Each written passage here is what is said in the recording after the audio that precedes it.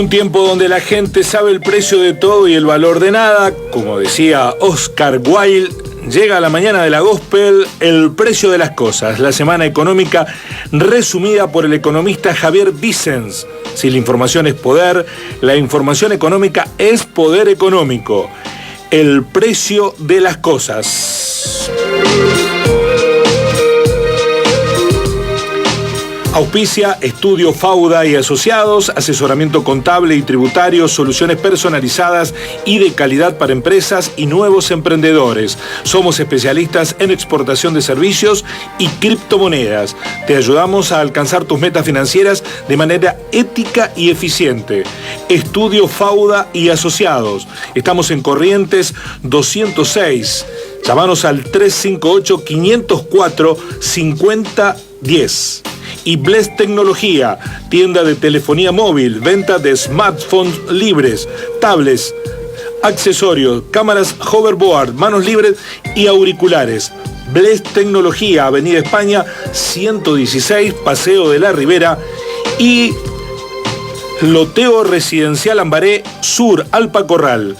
Una decisión de vida en un entorno inigualable de forestación y vida silvestre. Una reserva natural con lotes cuyas superficies van desde los 700 metros cuadrados.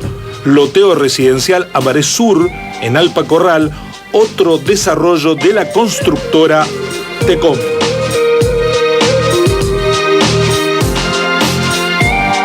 Buenos días, ¿cómo le va, Javier Vicens? Buen día, Guille. ¿Qué muy cuenta? bien. ¿Todo bien? Todo bien. ¿Todo en bien. orden? Todo en orden, llegando al fin de la semana. ¿Usted a quién le va a votar en la segunda vuelta? ¿O se va a pegar un tiro también? No, esa opción no está. No está. No está la opción esa. No. Una opción que no debería estar en nadie. En nadie, y menos en un dirigente político. Entiendo que es una expresión de deseo para ser lo más gráfica posible, ¿no? Sí. Pero bueno, acá nos marca un oyente, no quiero pasar de largo esto, que Vilma Ripoll... en esas situaciones me parece que el mal menor es una opción.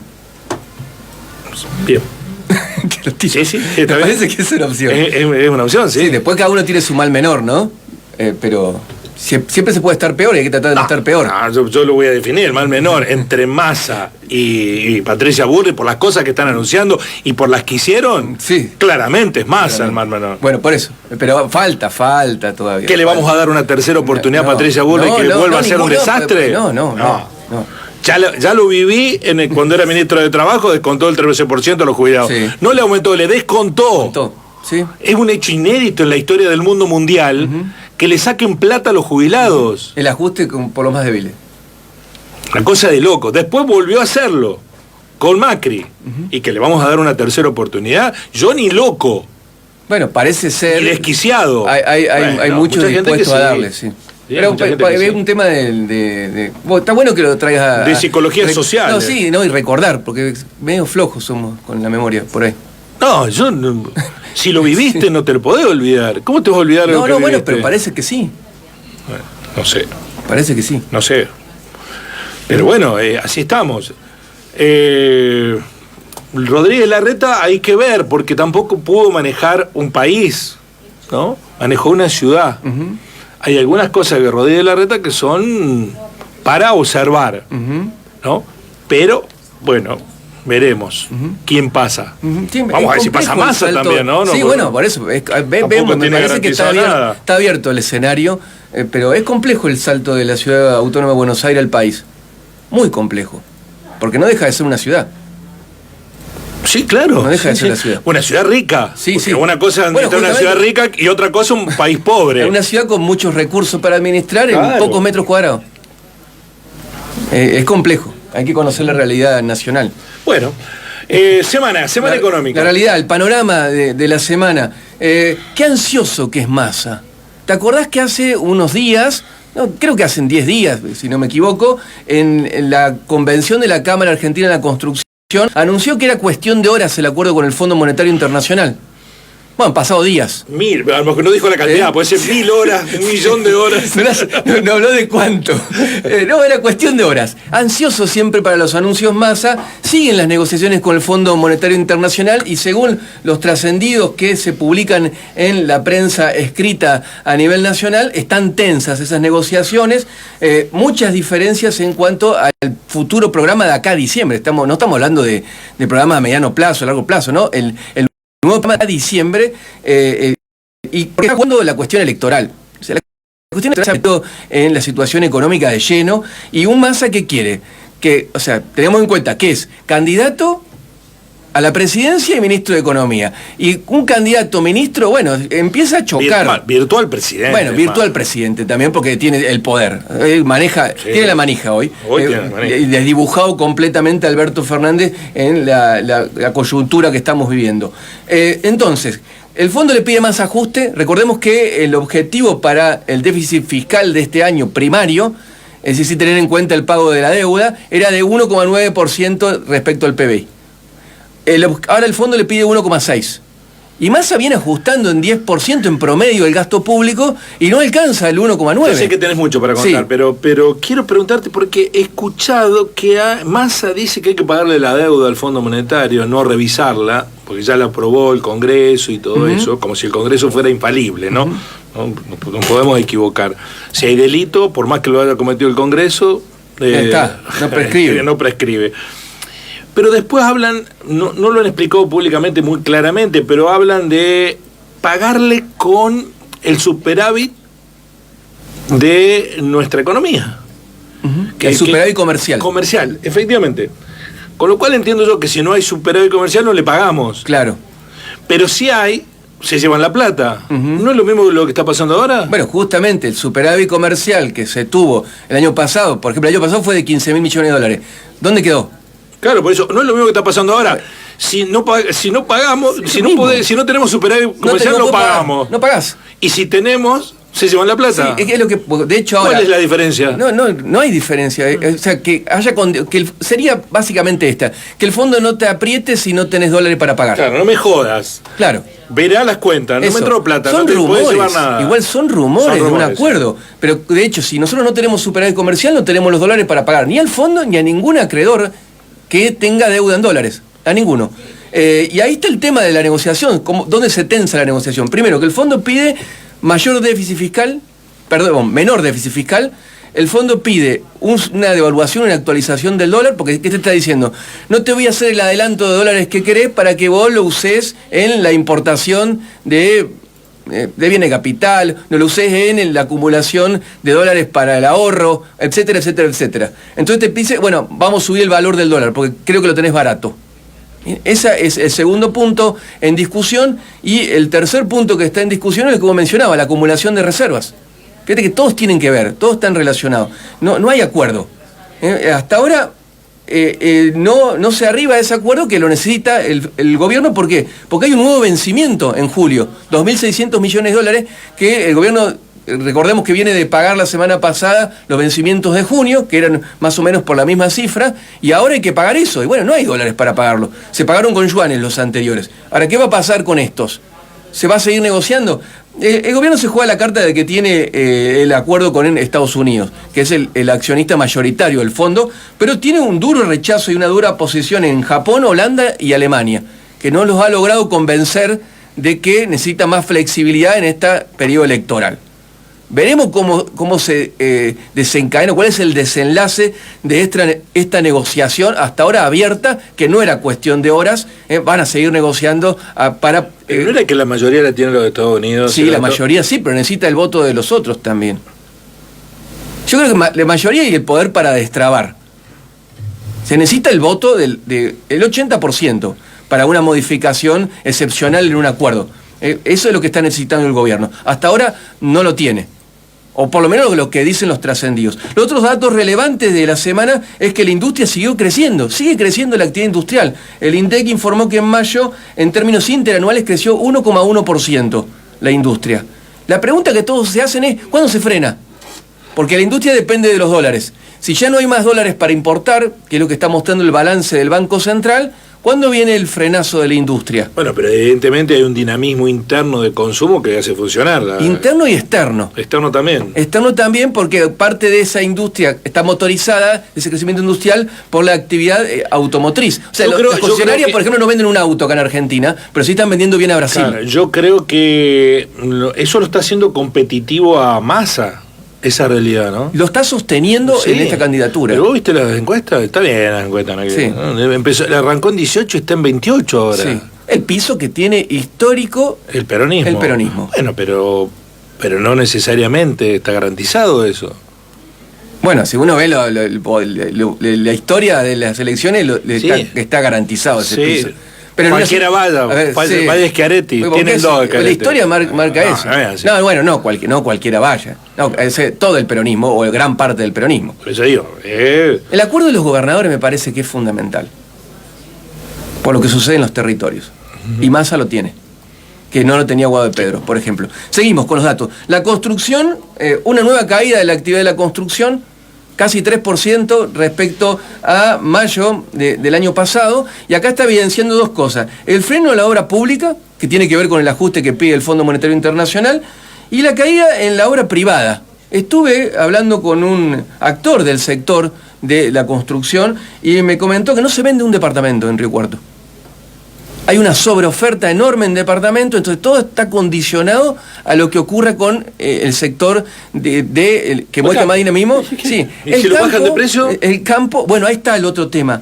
Los datos que se conocieron, está bien. Los precios que están pidiendo son exorbitantes, sí, una cosa. Pero vienen en caída. Y en dólares te piden. Bueno, sí. Pero arrancan con locura, sale $110.000. Sí. ¿Qué? Sí. ¿Cómo es el $110.000? Sí. Y bueno, y ahí está el tema. Entonces, bájenlos de precio, a lo mejor. Bueno, el tema es el precio, que cuando comparamos lo que gana la mayoría de los argentinos, que ganan en peso, son inalcanzables. Pero vienen una caída en el precio de los departamentos en dólares. Entonces ahí se plantea el que quiere hacer una inversión, pero va a perder en dólares. Ahora, todo un problema que hay en el mercado inmobiliario que se suma a la ley de alquileres, que fue el otro tema de la semana. Se estuvo discutiendo, en realidad se quiso tratar sobre tabla con un proyecto que presentó Hernán Lombardi respecto a la ley de alquileres para modificar la actual ley, que recordás, es la que fija una actualización cada un año y contratos a 3 años para los alquileres. Me guardé un tuit, yo a veces retuiteo en sentido de, me toca acordar, porque sabía que me ibas a decir algo de la ley de alquileres. Julián Corbaglia, que es un sociólogo y politólogo, profesor universitario, compiló datos de lo que sucede en la ciudad de Buenos Aires. ¿Cuántos de la totalidad de alquileres en la ciudad de Buenos Aires fueron realizados los contratos por menos de 3 años? Uh-huh. Por menos de 3 años. Casi el 30% de los alquileres que se hicieron en la ciudad de Buenos Aires son por menos de 3 años, violando la actual ley de alquileres.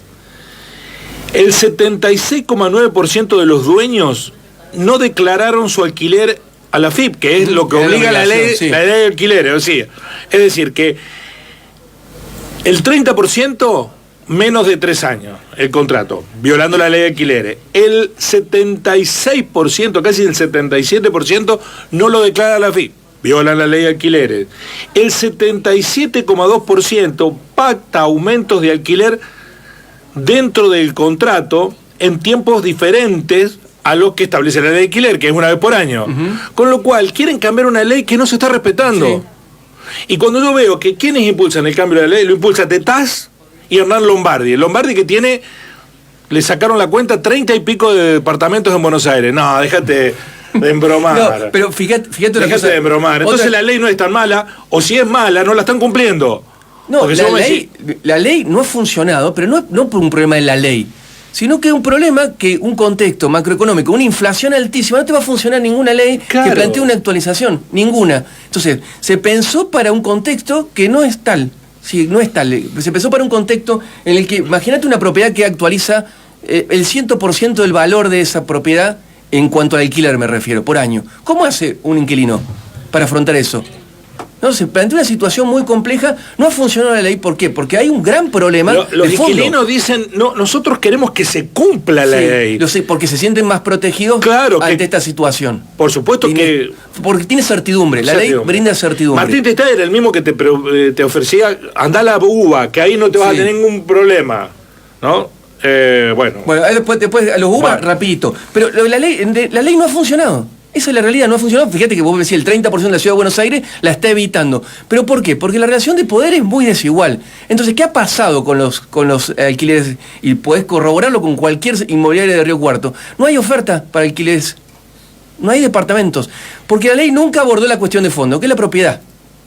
Nunca se aborda la cuestión de fondo, que es la propiedad, ¿no? La concentración que hay en la propiedad, cuando vos mencionabas del caso de una persona que tiene muchos departamentos. Entonces, el que tiene la propiedad es el que después, por izquierda o por derecha, termina ejerciendo el poder que tiene. Y no se ha solucionado en Argentina esto del acceso a la vivienda, que es la cuestión de fondo. Acceso a la vivienda que está vinculado con los créditos hipotecarios.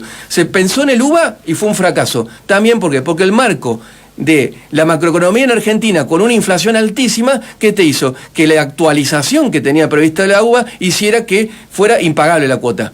Aunque hay bajísima morosidad. Esta semana el diputado se aprobó un alivio para los tenedores de créditos UBA, que le pone un tope a la cuota en cuanto a la actualización, tiene que seguir la actualización del salario, y le pone un tope en cuanto a cuánto puede representar la cuota de los ingresos familiares. 30% el máximo que representa la cuota. Pero también la cuestión de fondo. ¿Cuál es la cuestión de fondo? ¿Quién va a pagar la diferencia entre el valor que debería tener la cuota y el valor que finalmente tiene la cuota? ¿Quién lo paga? Todo el mundo, con un subsidio que hace el Estado a los bancos, para que no pierdan. Eso nadie lo discute. A la luz que parece bastante injusto que toda la sociedad termine subsidiando a los bancos, para que no pierdan. Nunca pierden los bancos en la Argentina. Eso fue un poco la discusión de la semana en cuanto a la materia económica. Tranquilidad en el mercado del dólar, que siempre lo estamos mirando. Hay una paz cambiaria ahí, periodo previo electoral, a pesar de que no hay dólares, está tranquilo el mercado de cambio. Vamos un poco más allá, al futuro. Yo te pregunto, ¿cómo ves el futuro de la Argentina? No, si escucho a los políticos me da ganas de que no haya futuro. Porque lo hablábamos con Vanessa. Nadie te dice, mirá, confía que, salvo 2 o 3 discursos, uno de ellos del liberal Malatón, que dice que esto está a punto, bullish, que no sé qué significa, usa ese lenguaje tan Barrani, bullish, no sé qué el lenguaje de la jerga financiera.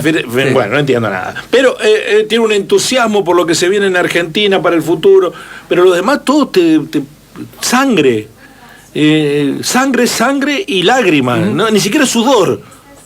Es sangre y lágrimas. ¿Cómo hacer? No hay perspectiva, ¿no? Porque vos decís, bueno, estamos ahora mal, pero la perspectiva es, vamos a estar peor. Vamos a estar peor, vos, pero te lo dicen venís a entrevistar a una dirigente de la izquierda, candidata a vicepresidente, vamos a estar peor. Entrevistás al que sea de los candidatos y te dicen, vamos a estar peor. No, ni siquiera venden ni ilusión ya. No, bueno, pero no digo que te digan va a haber revolución productiva ni salarial solamente. Pero dame una idea de que hay una salida viable. Yo creo que la hay, no es que no la hay. Yo pensé que ibas a ser negativo, pero yo creo que la tiene que haber, ¿no? Hay que construirla. Hay que construirla. Si no, si fuera por eso, implosionás, te terminás de... Pero vos le preguntás a los oyentes que participen, preguntás, ¿cómo ven el futuro de Argentina? Y te dicen, la mayoría, por lo menos con los que yo he hablado en la calle, compañeros de trabajo, oscuro. Lo menos oscuro. Pues, hablas con los jóvenes y dicen, no, hay que irse a la Argentina, ¿no? Pero es que es el discurso que está instalado en la mayoría de los medios de comunicación. Bueno, pero hay un discurso de Argentina tiene futuro. Argentina no es el país de M que queremos que es. Sí. Que hay un futuro. Que no es el dominante ese discurso. No es el dominante, es el discurso que le cuesta penetrar, ¿no? El discurso siempre es negativo. Pero te traje algunos datos positivos. Bueno. Dentro de esa negatividad. Ya, me está haciendo globitos en el aire la productora, así que no. Te traje datos negativos. Viste que hablamos del trade electoral, de cómo suben las acciones. Yo te dije, no es trade electoral. Acá hay otra cosa. Puede ser un poco, te dije yo. Te escuché en el programa vi el programa de Así Son las Cosas TV. ¿Se llama así? Sí.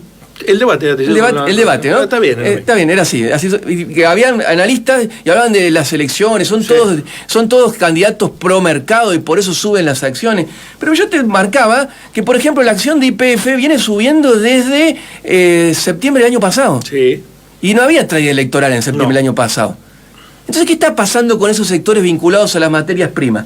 Esta semana fue hubo un congreso, en realidad no es un congreso, sino se llevó adelante en el marco de las jornadas monetarias bancarias del Banco Central. Es decir, el Banco Central organiza un congreso sobre qué va a pasar con los números, qué sé yo, de la economía, y habló Pese, el presidente del Banco Central, y dijo que para el año 2030 Argentina va a tener un superávit comercial de 41.000 millones de dólares. Pues imagínate, en el mejor de los casos hemos tenido un superávit comercial, es decir, hemos exportado más que importado. ¿Cómo sabe eso? Bueno, ahí te digo cómo lo saben. De 15.000, el mejor superávit comercial que hemos tenido en los últimos tiempos es de 15.000 millones de dólares. Y PES espera para el año 2030 41.000 millones. Entonces yo me puse a investigar y digo, ¿de dónde saca este número? ¿Qué es lo que vos decís? ¿Por qué? ¿Qué suma, aparte del campo, del agro pampeano? ¿Qué está sumando? La energía. La energía. Y la minería. Ya hemos hablado de energía porque ahora se inaugura el domingo el gasoducto Néstor Kirchner y hablamos de la potencialidad exportadora del gas licuado. Pero no hemos hablado de minería. Entonces me puse a investigar qué está pasando con la minería en Argentina. Y los datos, justamente esta semana el INDEC publicó el índice de producción minero. Por primera vez lo hace. Publica datos el INDEC de minería. Y nos muestra un crecimiento fenomenal en la explotación minera. No solamente en la explotación, sino también que nos muestra un crecimiento en la exportación minera. 70% también de crecimiento en la inversión en el sector de la minería. Hay 4 proyectos mineros que ya son una realidad y que están llevándose adelante y que algunos ya están produciendo vinculados al cobre con una inversión de 12.000 millones de dólares. Esos datos no están. Esos datos no, están, pero no se conocen.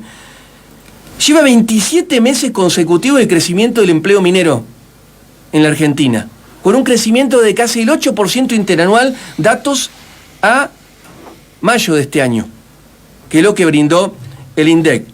Los sectores que más crecen no solamente son los de la explotación primaria, como por ejemplo el litio. Acá hay que analizar la cuestión Jujuy en términos de litio, de esta proyección también. Eso abre un paréntesis. Sino también los servicios vinculados a la minería. No sé, por ejemplo, software vinculados a la minería. Y este sector, cuando uno analiza el salario, tiene un salario promedio, agárrate, de 550.000 pesos, dato a febrero de este año. Sí, desactualizado el último dato que tenemos. 2 veces la media nacional es el salario promedio de este sector. Sí, no todo está tan horrible, no todo está tan mal. Y cuando vemos las perspectivas, y acá nos metemos en la cuestión de lo que pasa en el mundo, la Agencia Internacional de Energía espera que para el año 2040 se duplique la demanda global de metales para tecnologías limpias. Es decir, el cambio energético, o el cambio de matriz energética que han emprendido algunos países que se suspendió por la guerra con Rusia, está llevando a que haya lo que llama Estados Unidos una gran demanda de metales críticos. Y no es solamente el litio, que la Argentina tiene un potencial enorme. El otro metal, el cobre. No, cuando uno ve las exportaciones argentinas, primero está el oro, después sigue el litio, y muy poco de cobre. Ahora, ¿vos sabías, Guillermo, que Argentina tiene el 40% de las reservas mundiales de cobre? Y no parece un número loco, sacado de la nada, si compartimos la misma cordillera con Chile, que es el principal exportador de cobre del mundo. Y Argentina no lo ha sabido explotar. Sí, cuando uno piensa en esto, que Argentina se puede volver un actor fundamental en estos metales críticos, litio, cobre, el panorama no parece muy oscuro. Y no te estoy hablando a larguísimo plazo, sino te estoy hablando ya, algunos de estos proyectos son un hecho. Bueno. Quintuplicar las exportaciones mineras, y ahí saca el número PESE. Lleva a 18.000 millones de dólares anuales de exportaciones de la minería. Córdoba, nuestra provincia, representa el 6% del empleo minero. Es decir, Córdoba no se quedaría afuera de esto. Yo digo, para cuando aquellos jóvenes piensan irse del país a buscar el futuro a otro lado, Córdoba, y mucho del empleo que representa Córdoba está vinculado a los servicios con el sector minero, es decir, no a la explotación en sí, sino los servicios. Ahora, ¿esto es una oportunidad? Sí, es una oportunidad. ¿Es una buena noticia? Sí, es una buena noticia. Ahora, esto implica desafíos, que hay que ver si la dirigencia política está en condiciones, y la sociedad argentina, de afrontar rápido desafíos. Te marqué algunos puntos que estuve pensando. Yo no soy un especialista en minería, no tengo nada que ver con la minería, me puse a investigar. Pero para mí los desafíos son, primero, una macro estable. Si son proyectos a largo plazo, no podemos convivir con 120% de inflación y pensar que esto puede ser una realidad. La vinculación con el capital transnacional. La mayoría de los proyectos mineros están liderados por grandes jugadores internacionales. Canadá, China, Australia, el Reino Unido y Corea. Y aquí es fundamental el rol del Estado. ¿Lo vamos a dejar hacer y que se lleven todo? ¿No? Acá vuelvo a poner el paréntesis de la situación, de la cuestión de Jujuy y el litio. ¿Qué rol va a jugar el Estado? Y acá la complejidad que se suma a la del federalismo. Los recursos naturales son de las provincias. ¿Qué rol va a jugar el Estado en la vinculación con las provincias? El tercer punto, la industrialización. No es lo mismo exportar los metales sin nada de agregación de valor, como viene sucediendo, que exportar los metales con agregación de valor, generando trabajo en la Argentina. Un dato para que vean que Argentina podría hacerlo y está en condiciones de agregarle valor, y que no hay que ser, no hay que ser condescendiente con estos grandes capitales que se la lleven todas y no dejen nada. China viene esta semana de suspender la exportación de 2 metales críticos para la fabricación de semiconductores, los microchips. Hay una guerra de microchips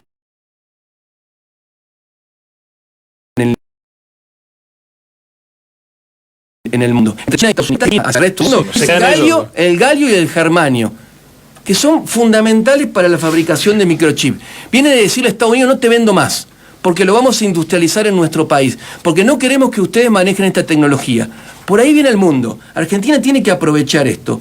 Y acá los riesgos, más allá de los desafíos, los riesgos. El riesgo lo tengo yo si no lo haces. Ya, cierro.